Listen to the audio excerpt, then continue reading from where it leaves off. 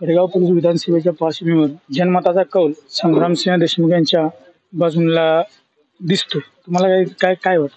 काय म्हणतो? सर्वप्रथम मी आपणा सर्वांना सांगू इच्छितो की कडेगाव तालुका हा कायम दुष्काळी होता आणि आदरणीय अण्णांनी केलेलं काम हे कधीही जनता विसरू शकत नाही कडेगाव तालुक्यातलं. आणि कर्तृत्व सिद्ध करायचं झालं तर आदरणीय भाऊंनी सांगली जिल्हा परिषद असो किंवा सांगली जिल्हा मध्यवर्ती बँक असो यामार्फत स्वतःचं कर्तृत्व सिद्ध केलेलं आहे. त्यामुळे मला अडचण आणि सगळ्यात मोठा जर भाऊंचं जर बघायला गेलं तर मतदारसंघात राहून सर्वसामान्य जनतेला सहज उपलब्ध होणं आणि त्यांची सर्व प्रश्न गांभीर्याने सोडून किंवा गोरगरीब जनतेची कामं करणं याला कायम भाव प्राधान्य देतात. त्याच्यामुळे मला 100% खात्री आहे पोलीस कडेगाव जनता 100% भावना विजयी करतील, यात मला काही शंका नाही. नमस्कार, मी कडेगाव पोलीस मतदारसंघातील अंबग या गावचा आहे, तांबोळी. तर सध्याचं जरी वातावरण पाहता तर ही जी विधानसभेची 2024ची जी निवडणूक आहे ही निवडणूक जनतेनंच हातात घेतलेली आहे आणि जनतेनं हातात घेऊन पूर्णपणे जनतेनंच हे अतिशय काळजीपूर्वक हाताळलेली आहे निवडणूक. आणि ह्या निवडणुकीमध्ये आमचे आदरणीय संग्राम भाऊ देशमुख हे प्रचंड बहुमताने आणि चांगल्या मताने ते विजयी होतील ही आम्हाला खात्रीच नाही, तर ही 100% विश्वास सुद्धा आम्हाला आहे.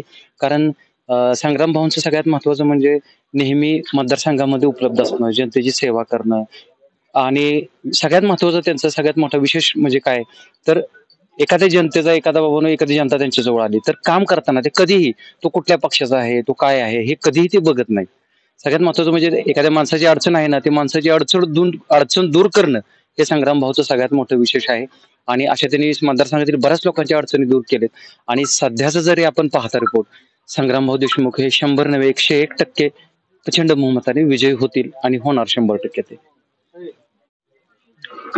कडेगाव पोलीस विधानसभेच्या पार्श्वभूमीवर जनमताचा कौल महायुतीच्या बाजूनं झुकलेला दिसतोय.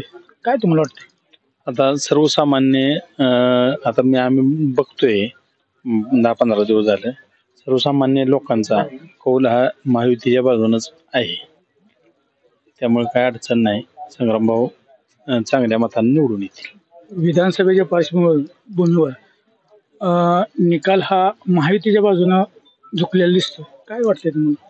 हा, महायुतीची सत्ता तर येईलच. आणि कडेगाव पोलीसच्या निकालाबाबतीत बोलायचं म्हटलं तर मागच्या वेळी तुम्हाला सांगितल्याप्रमाणे ही निवडणूक जनतेनं हातात घेतलेली होती. त्यामुळं 100% परिवर्तन होणार आणि संग्रामभाऊ देशमुख हे विधानसभेत जाणार.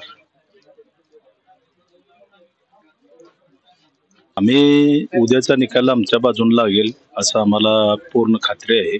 कारण सर्वसामान्य माणसांनी काम भाऊंचं केलेलं आहे आणि दररोज भाऊंचा जो जनसंपर्क आहे लोकांच्या पर्यंत आणि जिल्हा परिषदच्या माध्यमातून जी भाऊंनी कामं केलेली आहेत विकास कामं, त्यामुळं भाऊंचा विजय हा ठरलेलाच आहे.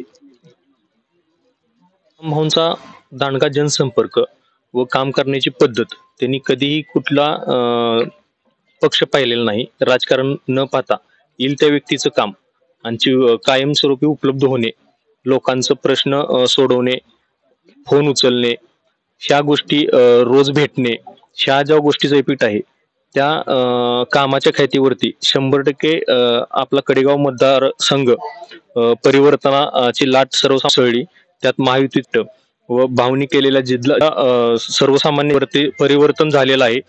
ज्यात जो कामाचा लोकांना जी इज्जत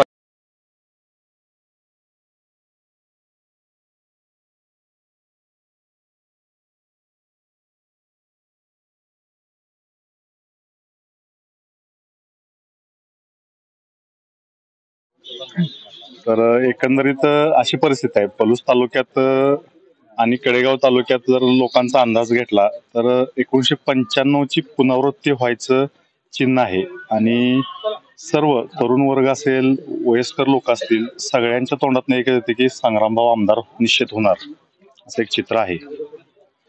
येणारा काळ हा राजकारणाचा आहे आणि बदल हा निश्चित घटक पक्षाने आणि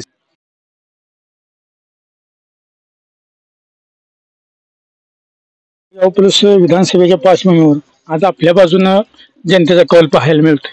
काय सांगाल तुम्ही? नाही, ही निवडणूक सुरुवातीपासून पलूस आणि कडेगाव तालुक्यातल्या जनतेने हातात घेतलेली पाहिली.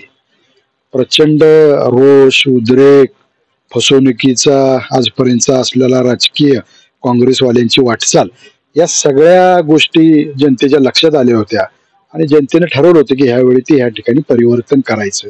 मला खात्री आहे की उद्याच्या मतमोजणीमध्ये नक्की आम्हाला यश तर येईलच, पण येणाऱ्या काळामध्ये जनतेला समाधानी करणं, दोन्ही तालुक्याचा आम्ही ठरवल्याप्रमाणे गतिमान विकास करणं, याच्याशी आम्ही निश्चित कटिबद्ध राहू आणि महाराष्ट्रामध्ये सुद्धा महायुतीचं सरकार या ठिकाणी आल्याशिवाय राहणार नाही याची मला खात्री आहे.